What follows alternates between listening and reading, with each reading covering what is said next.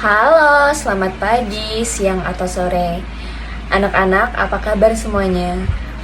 Baik, di sini Ibu akan menjelaskan tentang kenampakan alam dan keragaman lingkungan. Untuk mengenal lebih lanjut, di sini saya akan menjelaskan tentang pengertian kenampakan alam, di mana kenampakan alam adalah segala sesuatu yang ada di alam dan terbentuk oleh peristiwa alam.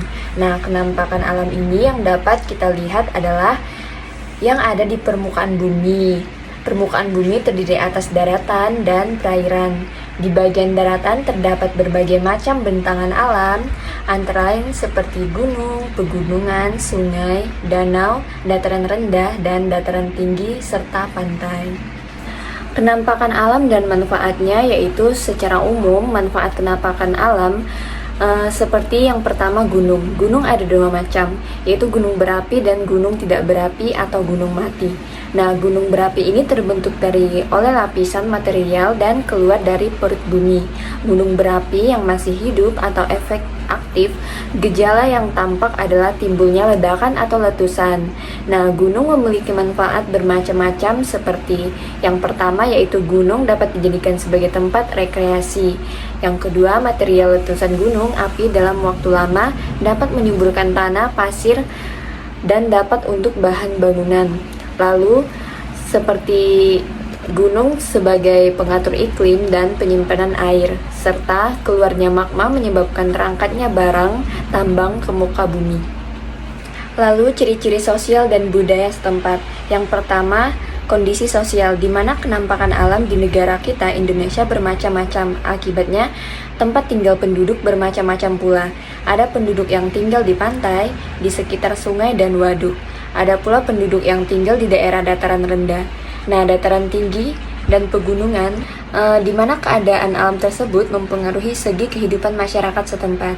Nah, ciri-cirinya yaitu lingkungan pedesaan sebagian besar berupa lahan pertanian, perikanan, atau peternakan. Nah, warga masyarakat pedesaan pada umumnya memiliki pekerjaan yang sejenis, yaitu sebagai petani, nelayan, atau peternak. Nah, lingkungan perkotaan sebagian besar berupa pertokoan, perkantoran, rumah, lalu perindustrian, perhotelan, serta tempat hiburan dan sebagainya. Lalu ciri-ciri sosial dan budaya setempat. Nah, yang pertama yaitu kondisi budaya, di mana rumah tradisional, keadaan alam suatu daerah mempengaruhi bentuk tempat tinggal masyarakat. Nah, bentuk rumah tradisional itu beragam. Lalu yang kedua yaitu adanya pakaian tradisional, di mana pakaian tradisional disebut juga pakaian adat atau pakaian daerah.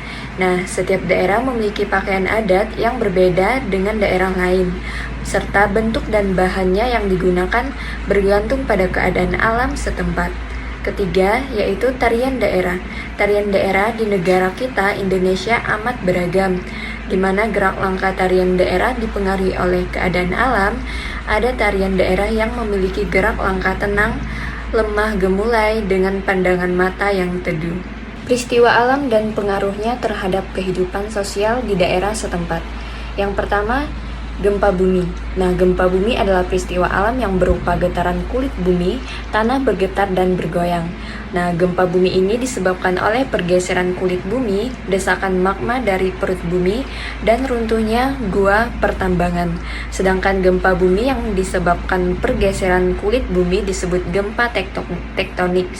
Gempa bumi dapat menimbulkan bencana. Pada tahun 2006, wilayah Kabupaten Bantul, Yogyakarta, dan sebagian wilayah Kabupaten Klaten, Jawa Tengah hancur akibat adanya gempa bumi tektonik. Lalu peristiwa alam dan pengaruhnya terhadap kehidupan sosial di daerah setempat. Yang pertama yaitu penambangan secara berlebihan. Nah, di mana penambangan adalah pengambilan barang tambang dengan cara menggali tanah. Nah, setelah barang tambang diambil, tanah menjadi berongga sehingga membentuk gua pertambangan. Gua pertambangan rawan runtuh, dan runtuhnya gua pertambangan menimbulkan gempa serta tanah longsor. Yang kedua yaitu membuang sampah sembarangan, seperti ke selokan dan sungai.